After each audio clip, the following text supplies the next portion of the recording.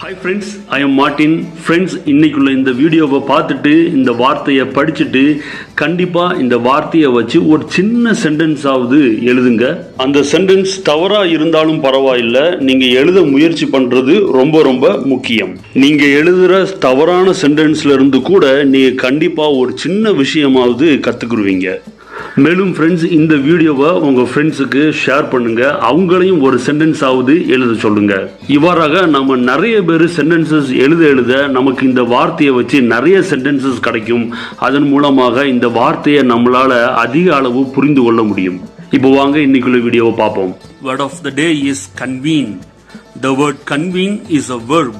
It means to meet formally அப்படின்னு சொல்லலாம். அதாவது முறைப்படி சந்தித்தல் அப்படின்னு சொல்லி அர்த்தம். அதாவது ஒரு நிர்வாகம் தங்களுக்கு கீழே பணிபுரியும் பணியாளர்களை ஒரு குறிப்பிட்ட காரணத்திற்காக கூட்டமாக கூட்டும் பொழுது, அல்லது ஒரு நிறுவனத்தில் பணிபுரியும் மேலாளர் தனக்கு கீழே பணிபுரியும் பணியாளர்களை ஒரு குறிப்பிட்ட காரணத்திற்காக கூட்டமாக கூட்டும் பொழுது இந்த கன்வீன் அப்படிங்கிற இந்த வார்த்தையை பயன்படுத்தலாம்.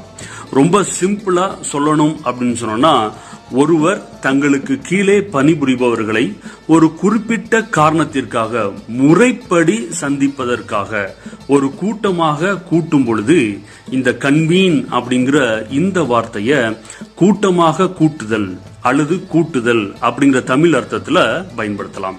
ஸோ இதை வச்சு சென்டென்சஸ் சொல்றேன். The management convenient the teachers to discuss the issue அப்படின்னு சொல்லலாம். அதாவது பிரச்சனையை குறித்து ஆலோசிக்க ஆசிரியர்களை நிர்வாகம் கூட்டமாக கூட்டியது அப்படின்னு அர்த்தம். இன்னொரு சென்டென்ஸ் சொல்றேன். The teachers were convened in the meeting hall அப்படின்னு சொல்லலாம். அதாவது ஆசிரியர்கள் கூட்ட அரங்கில் கூட்டப்பட்டனர் அப்படின்னு அர்த்தம். எனவே ஃப்ரெண்ட்ஸ், இவ்வாறாக ஒருவர் தங்களுக்கு கீழே பணிபுரிபவர்களை ஒரு குறிப்பிட்ட காரணத்திற்காக முறைப்படி சந்திப்பதற்காக ஒரு கூட்டமாக கூட்டும் பொழுது இந்த கன்வீன் அப்படிங்கிற இந்த வார்த்தையை பயன்படுத்துங்க. இதை வச்சு ஒரு சென்டென்ஸ் எழுதி பாருங்க. எழுதின சென்டென்ஸை கமெண்ட்ஸ்ல பதிவிடுங்க. மேலும் உங்க வாழ்க்கையில பயன்படுத்துங்க. இந்த வீடியோ உங்க ஃப்ரெண்ட்ஸ் ஒருத்தருக்கு ஷேர் பண்ணுங்க. ரொம்ப யூஸ்ஃபுல்லா இருக்கும். Take care. பாய்.